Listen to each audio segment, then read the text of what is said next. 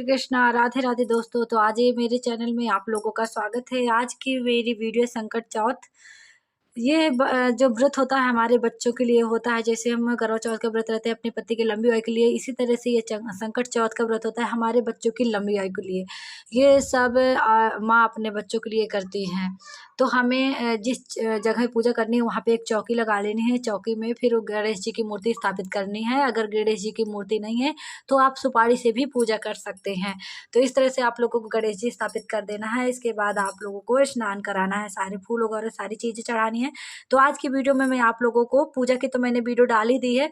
आज की वीडियो में मैं आप लोगों को कहानी सुनाऊंगी कि पूजा करने के बाद हम कहानी कैसे सुने। तो आज की वीडियो में यही है। तो देख सकते हैं इस तरह से आप लोगों को ये पूजा में आपका गणेश जी की पूजा में, संकट चौथ की पूजा में हमें ये पान का पत्ता जरूर रखना है। ये पान बहुत ही शुभ होता है हमारी पूजा के लिए। और ये दूब रखनी है। इस तरह से आप लोगों को रख लेना है। और ये फल हैं जो बेर के, इन्हें पूजा में आप जरूर रखें। इस चीज़ को आप लोग जरूर रखें। ये पूजा में बेर बहुत ही शुभ है। तो इस बेर मौसमी है, फल हैं, तो इनको जरूर रखें। इसके बाद आप लोगों को थोड़ी सी यहाँ पे तेल डालना है और दीपक प्रज्वलित कर देना है। घी का हो या फिर तिल के तेल का हो। तो इस तरह से अगर तिल का तेल नहीं है तो आप इस तरह से तिल भी डाल लें। और फिर आप लोगों को जो भी सुहाग का सामान है, इस तरह से सुहाग का सामान आप लोगों को समर्पित कर देना है। जो भी आपके पास है आप उनको इस तरह से चढ़ा दीजिएगा, जो भी चीज़ें हैं। और फिर जिस चीज़ का सबसे मेन देखिए इसमें तिलकुट है, गुड़ और तिल सबसे मेन चीज़ है। इन्हें आप रखिएगा। इस तरह से पहाड़ इसमें बना के चढ़ाया जाता है रात में। तो पहाड़ आप ज़रूर रखिएगा। तिलकुट आप लोग बना लीजिएगा। तिल और गुड़, और तिल को पहले भूंज लेना है, उसके बाद घी मिलाना है और गुड़ और कूट लेना है, तो इस तिलकुट बन जाएगा।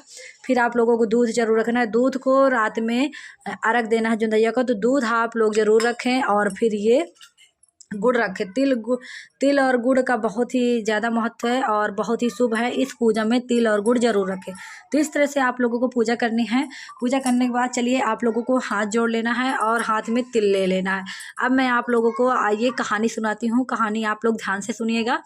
तो देखिए एक बूढ़ी माँ थी और उसका एक बेटा था। तो उसको बेटा को अगल बगल के लोग उसको भड़काया करते कि तुम जब चले जाते हो तो तुम्हारी माँ तरह तरह की चीज़ें बना के खाती रहती है, तुम घर से चले जाते हो। तो एक बार बच्चे ने सोचा चलो मैं देखता हूँ ये लोग सच बोलते हैं कि झूठ है। तो उस बच्चे ने घर में आया तो उसकी माँ सच में तिलकुट बना रही थी। तो बच्चे को भ्रम हुआ कि मेरी माँ जब मैं चला जाता हूँ तो बना बना के कुछ ना कुछ खाती रहती है। तो माँ ने कहा कि नहीं बेटे, मैं आज संकट चौथ का व्रत हूँ, वो भी तुम्हारे लिए, इसलिए मैं तिलकुट बना रही हूँ पूजा के लिए। तो उस बच्चे को नहीं माना और चला जाने लगा। तो माँ ने कहा बेटा तू ये तिल लेते जा अपने साथ में, जब तुझे कोई संकट मुसीबत आए तो इन तिल को अपने घेरा बना के बैठ जाना। तो बच्चे ने माँ की बात मानी और तिल ले लिया और चल दिया। जब रास्ते में चलते चलते गया तो आगे जंगल में पहुंचा। जब जंगल में पहुंचा तो उसको शेर मिल गया। जब शेर मिल गया तो बच्चा बहुत डरा और डर के मारे उसको माँ की याद आ गई। जब माँ की याद आ गई तो माँ के दिए हुए तिल याद आ गए। तो बच्चे ने घेरा बनाया और तिल के बीच में बैठ गया और कहने लगा कि हे संकट माँ, अगर मेरी माता मेरे लिए ये व्रत रह रही है तो मुझे इस शेर से बचाओ। तो जैसे उसने इस तरह कहा तो शेर चला गया। तो अब बच्चा बच गया। तो फिर उसे विश्वास होने लगा कि ये तिल तो वाकई में बहुत ही काम के हैं और मेरी माँ लग तो रहा है कि मेरे लिए व्रत करती है। फिर आगे चल के गया तो रास्ते में नदी पड़ी और नदी पार करके उस गांव में उसे जाना था बच्चे को। तो कहने लगा कि गंगा मैया से कहने लगा कि हे गंगा मैया, अगर मेरी माँ मेरे लिए व्रत कर रही है संकट चौथ का तो ये तिल का घेरा लगा के उस तरह बैठ गया और इसी तरह से बोलने लगा। तो गंगा मैया ने बीच से रास्ता दे दिया। जब बीच से रास्ता मिल गया तो बच्चे ने फिर से रास्ता पार करके और उस गांव में गया। उस गांव में पहुंचा तो एक माँ थी और वो एक बार रो रही थी, एक बार हंस रही थी। तो वो सोचने लगा कि ये माँ किस लिए एक बार रो रही है, एक बार हंस रही है, जाके पूछना चाहिए क्या बात है। तो माँ ने कहा कि बेटा मैं इसलिए एक बार रो रही हूँ, एक बार हंस रही हूँ कि मैं ये पुए बना रही हूँ। पुए भी पूजना चाहिए फ्रेंड। तो कहे कि मैं पुए बना रही हूँ तो इसलिए मैं हंस रही हूँ कि खुशी की बात।